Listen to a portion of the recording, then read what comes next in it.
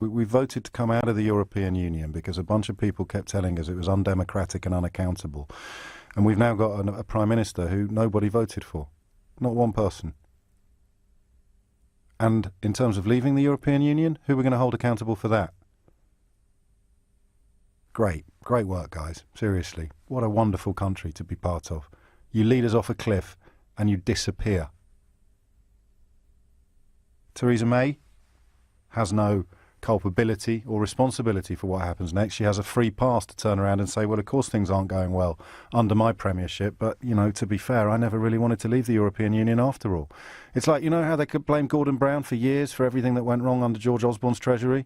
Imagine what this gives to Theresa May. She'll make all the right noises now. Of course she will. It's important that we do this, it's important that we do that.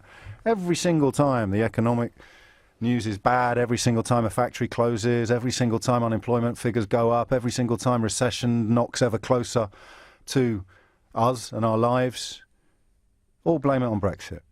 And she doesn't have to carry the can because she didn't campaign for it. Well done, guys. Seriously, great work.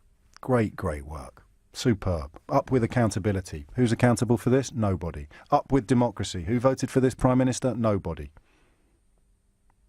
We sit around laughing at the scenarios and the silly people who are so easily led to act against their own interests. And this is where it leads us. This is what happens in post-fact politics. People talking about elites, metropolitan elites. This is exactly what happens when you let hecklers onto the stage, when you let arsonists into your garden. This is what happens. You end up with chaos.